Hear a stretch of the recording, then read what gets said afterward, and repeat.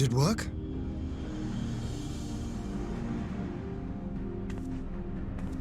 It did. Ether may flow freely to the burn once more.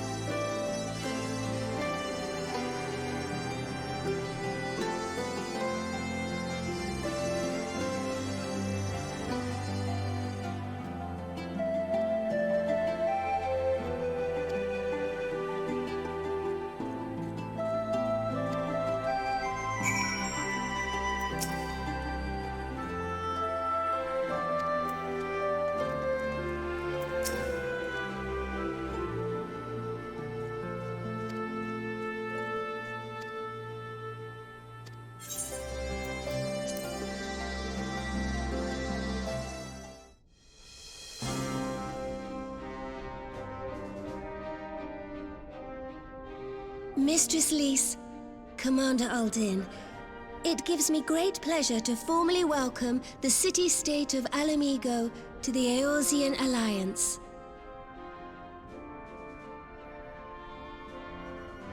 The pleasure is ours, Your Grace. I know I speak for all Alamegans when I say that we are glad of this chance to stand with our comrades of the Alliance. And we, for our part, are glad indeed to be able to welcome friends both old and new.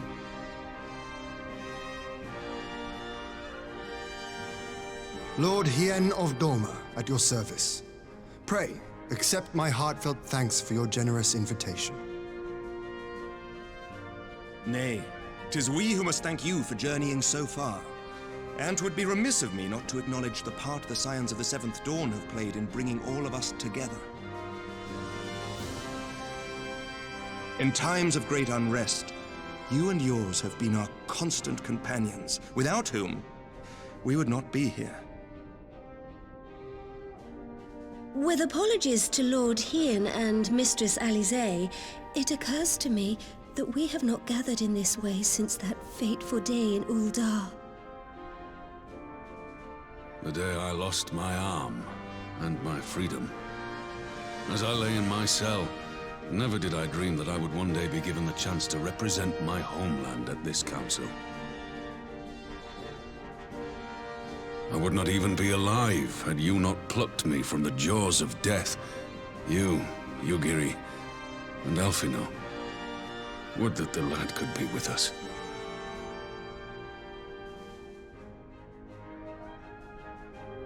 I too owe my presence here to Alphino, in so many ways.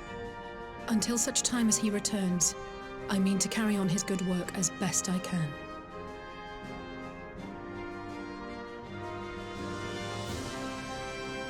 Come, friends, let us leave the past in the past and turn our eyes to the future. My Lord Hien, pray, tell us how things stand in the East.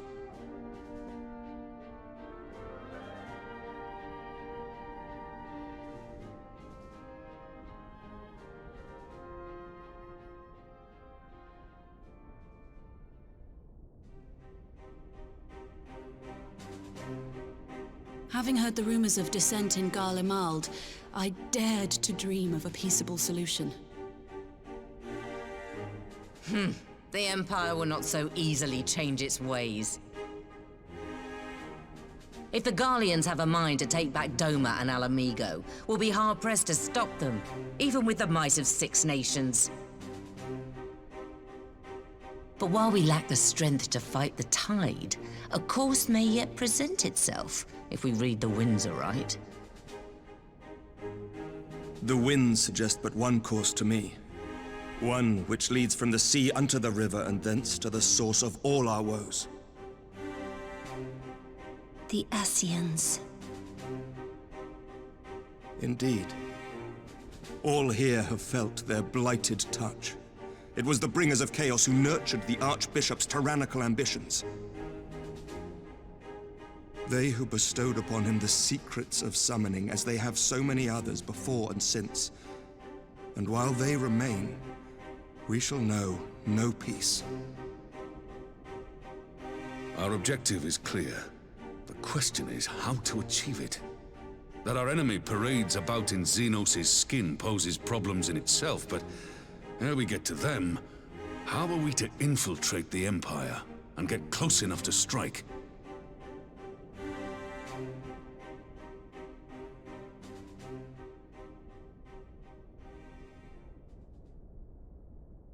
While I see the wisdom in targeting the Ascians, an assassination attempt on Garlean soil would do little to aid our cause, even were it to succeed. It's time we used our enemy's preferred tactic: subterfuge. You have an idea? Speak your mind, Master Thancred. None here know the enemy better than the Scions, and you mayhap best of all. Whatever it is you propose, we will give it fair hearing. On that you have my word. Very well, Admiral. My proposal is thus. we dispatch the shinobi to Imperial territory. There, they sow the rumor that the Crown Prince perished in the battle for Alamigo, and that the man parading around is in fact a corpse inhabited by a servant of darkness.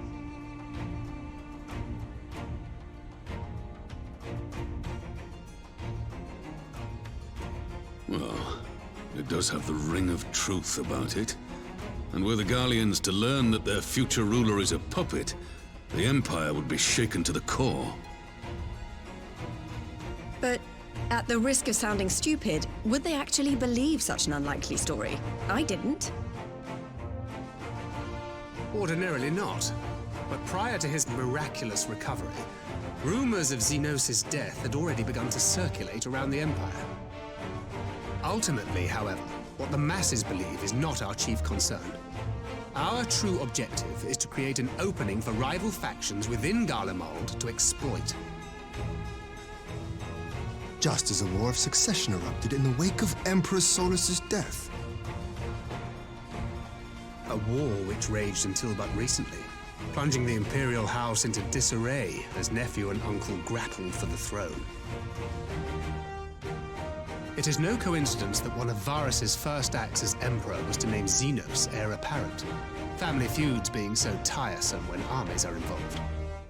Not all welcomed his choice of successor, however. There is no shortage of individuals who aspire to the throne, who would jump at any chance to seize power. The news that Xenos is not only dead, but a puppet to diabolical forces would be too enticing to ignore. The Empire would not be quick to recover from a second war of succession. I am no stranger to infiltrating Imperial territory. With a team of operatives gathered from among the Alliance's finest, the plan should have a reasonable chance of success. Doma already has shinobi in place throughout the provinces. We stand ready to act, and act we must. What say you all?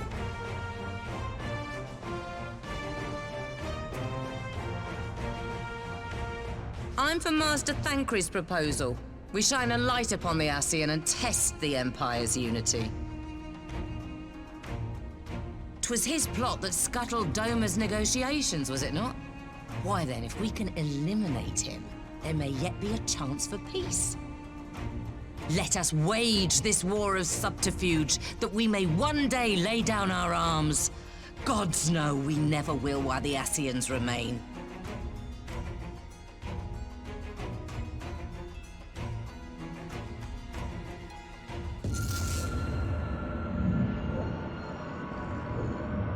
That way. Sorrow.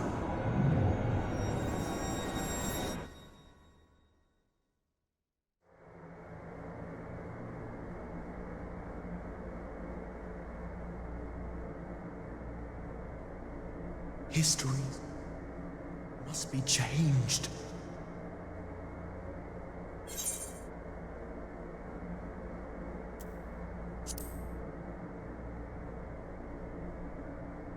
Ahead looms a calamity.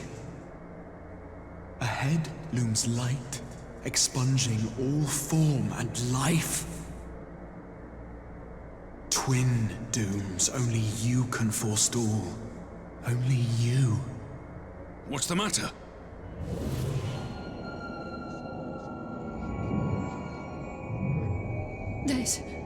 There's a voice! Spies in our midst? Nay, I sense no such presence. Let expanse contract. Eon become instant. Throw wide the gates that we may pass.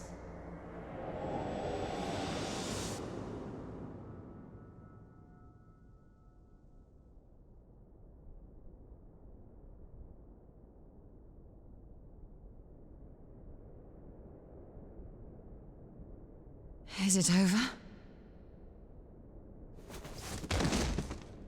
Master Thancred!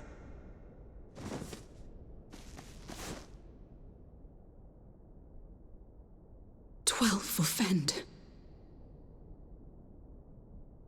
into a private chamber. Have every healer make ready. Swiftly!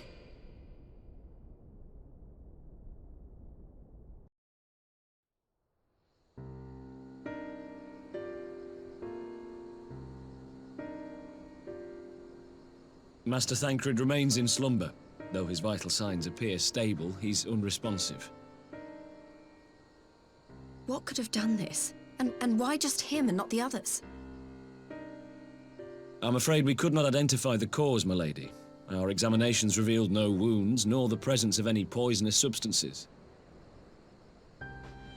Gods, that only makes it worse.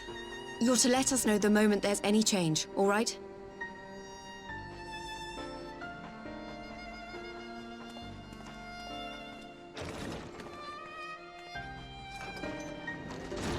Thank you for coming.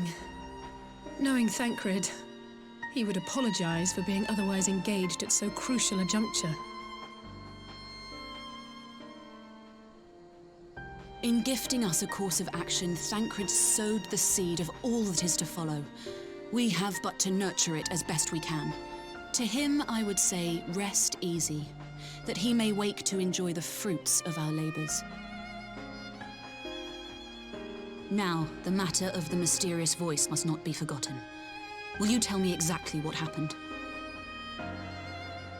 Alize and I heard a voice in the moments before Thancred collapsed. It was accompanied by a severe headache, as if something were clutching at our minds. Did you experience the same thing?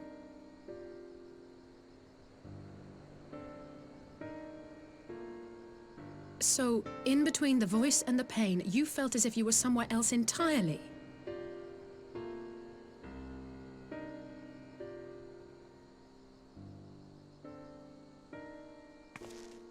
Your testimony confirms my suspicion. That which you experienced was, I believe, your soul being plucked from your flesh. Called. Called?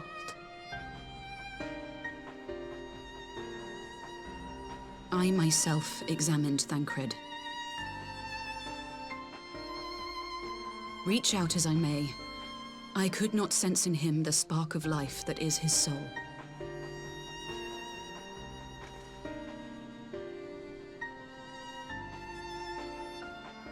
That Thancred alone was stricken so is likely due to his heightened sensitivity to the effects of ether, a consequence of his prior possession by the Ascian, La Hebrea.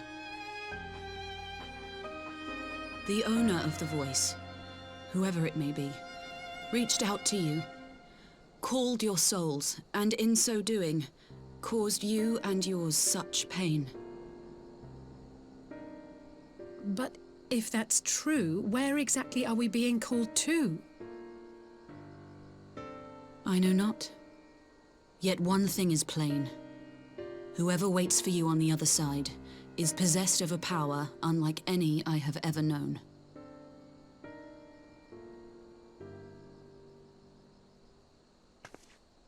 Forgive us, Lys, but may we leave Thancred in your care for a time? As if you had to ask. I may not be a scion anymore, but I'm no less a friend. Don't worry. I'll see to it that Thancred's well looked after. Just focus on solving this mystery, all right? Thank you, Lys. As the Elder Seedseer says, 'tis no ordinary individual we are dealing with. Nor can we discount the possibility of Ascian involvement. Whoever or whatever is behind this, the sooner we find out, the better.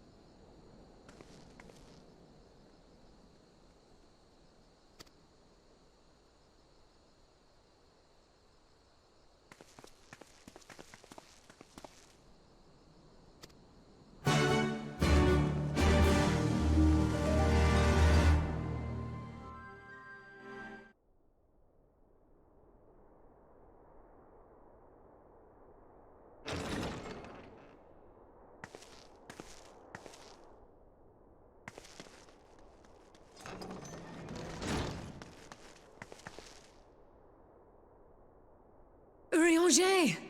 Gods, it's good to see you. Would that our meeting were under happier circumstances.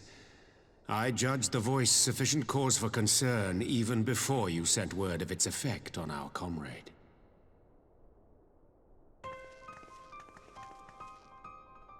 You heard it too, then?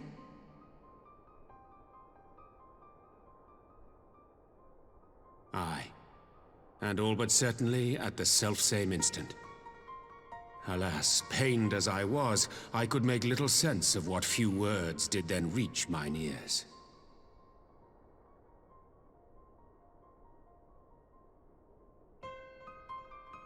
Who do you think is responsible?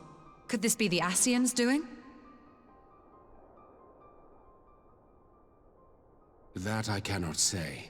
Not when so little is known. Ere I indulge in speculation, I would examine Thancred with mine own eyes. To Alamigo, then, without further delay. One other thing. During my visit to the Far East, I observed a strange phenomenon. Thou referrest, I presume, to the localized reduction in etheric density. Well, that spares me the trouble of an explanation. Yes, I noted precisely that at two apparently unconnected locations. I take it the phenomenon is not limited to the Far East. Indeed not. Of late, our agents charged with surveilling the beast tribes have spoken of little else. In every corner of the realm, they tell of places in which the ether hath grown thin. Naturally, my suspicions first turned to primal activity, but the areas thus affected betray no evidence of summoning. I must confess to being quite perplexed. If the same phenomenon is being observed in multiple locations on opposite sides of the world, we may safely discount regional factors. Needless to say, this warrants further investigation. Indeed. I shall make it my task to...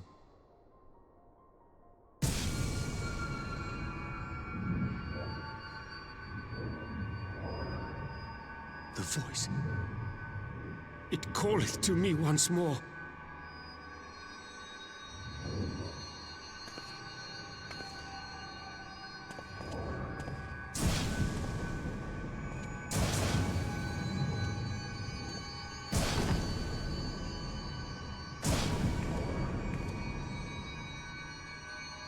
I hear it too.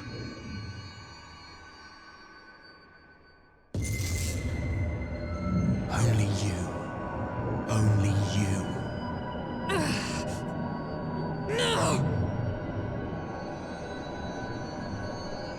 Ishtola! Urianger! Throw wide the gates.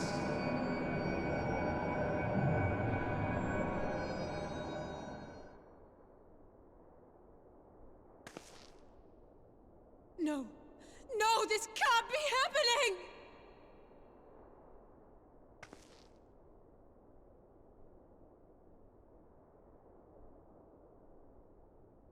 Y'shtola! Urianger! Open your eyes!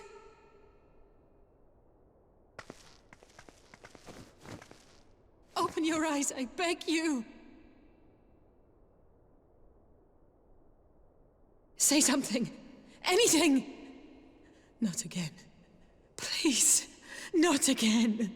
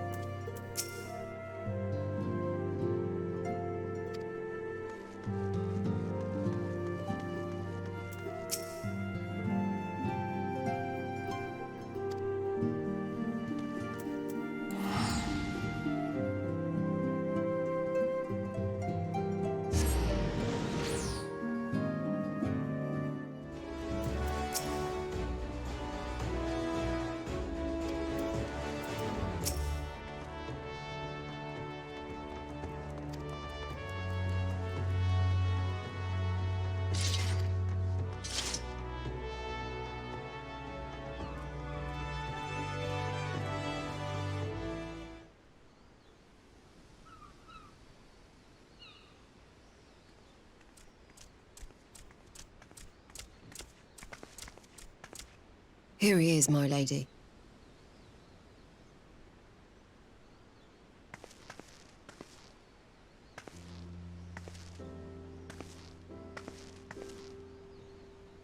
Gabu, it's been too long.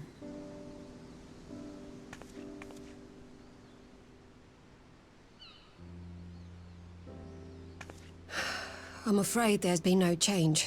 If he can see or hear us, he has given no sign. I see. You're still fighting. I'm proud of you.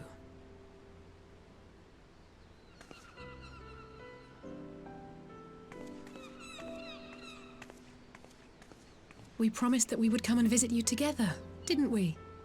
Alphino and I. I'm sorry that we haven't managed that yet.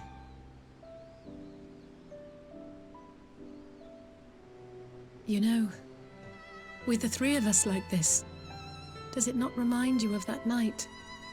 Of the stars beyond count twinkling in the heavens? I was feeling pretty low back then. Powerless. But I knew that my brother was close by if I needed him, and that the others would be waiting for me back at the Rising Stones. Not like now.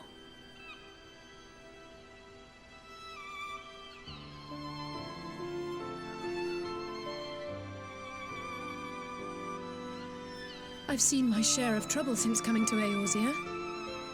Been reminded again and again of my limitations, of how little I can change about this world. And I've come to know the sorrow of parting all too well.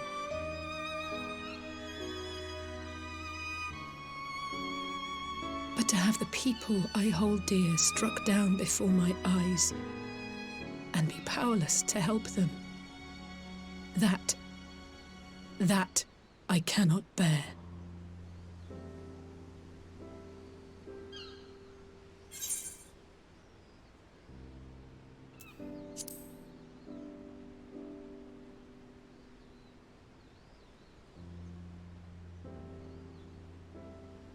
No, I don't. You're right. It's pure arrogance to imagine I can solve everything by myself. You'd think I'd have learned that by now. Thank you. I don't know what I'd do without you.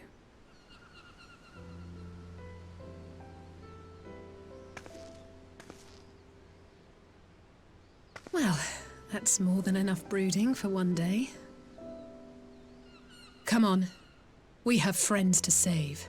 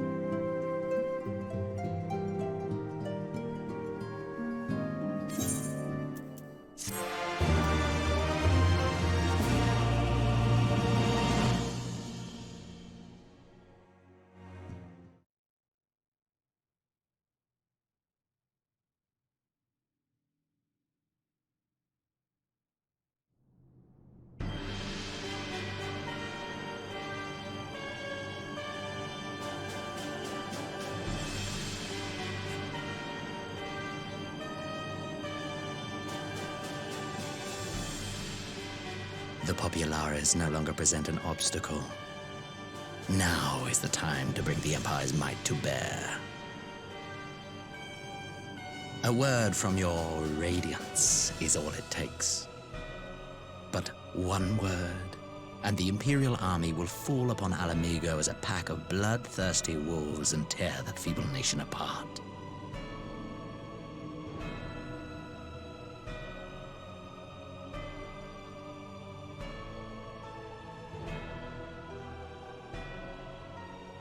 Have you no words for me? Despite the lengths I go to, an emissary playing the part of a fool? When first I took this face, I swore to use all of my knowledge, all of my power, to further the cause of the Empire. My deeds stand testament to my commitment. And with this adamant flesh at my disposal, I could destroy the Icon Slayer as easily as one might swat a fly. Why do you hesitate?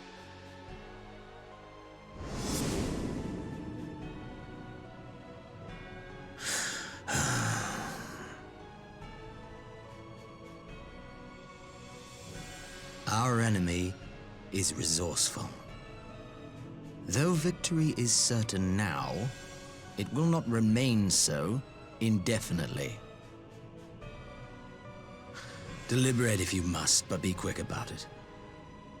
We'll speak again when you have unburdened yourself of doubt. Until then, I take my leave, Father.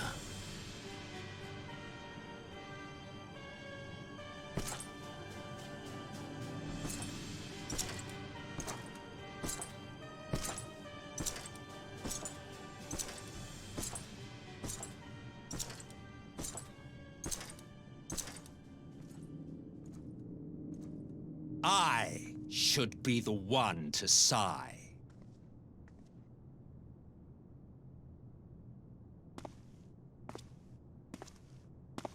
I played my part to perfection. I had earned my rest, and then, thanks to La Habrea's crowning act of idiocy, our favorite emissary sees fit to summon me back. Elidibus was ever a warrior. A most tiresome trait, would you not agree?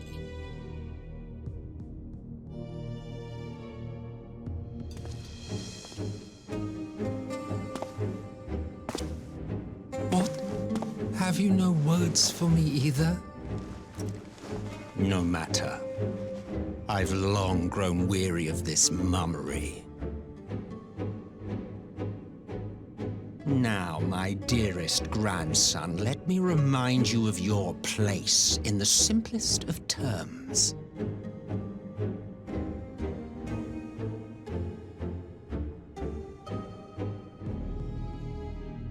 You do not make judgments, you administer them.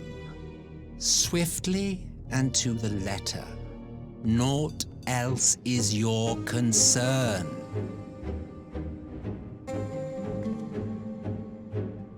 Elidibus may be an insufferable bore, but he is no fool. His choices as emissary seldom err.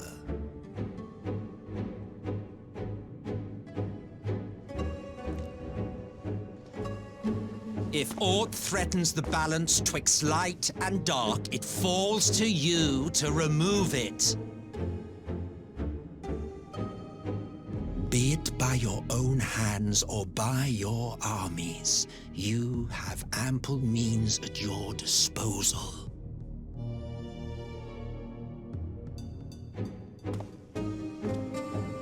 That is why this empire exists, why I built it.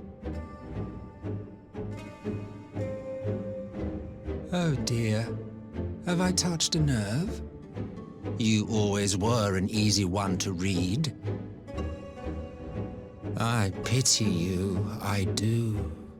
As they say, ignorance is bliss. And I know how much happier you would be not knowing the things you know. The Founding Father was an Ascian, and he created the Empire solely for the purpose of sowing the seeds of chaos.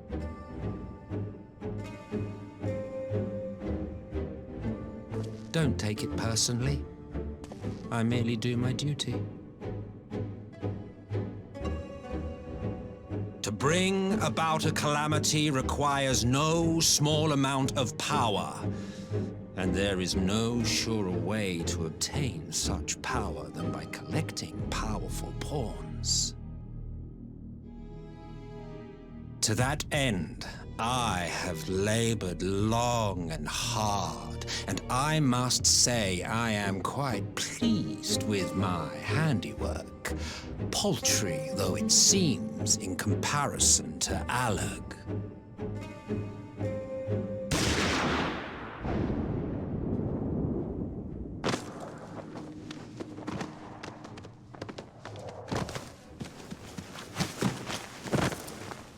You fiends are overfond of your own voices.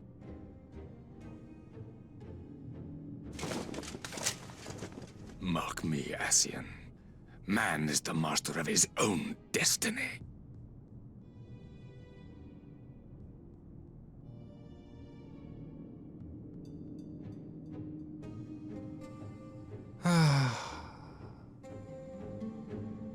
Such a waste of time and energy, both yours and mine.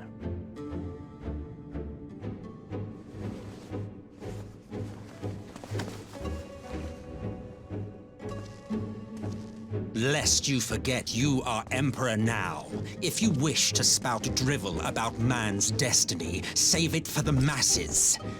It will serve to give them a sense of purpose, and you pliant pieces for the game.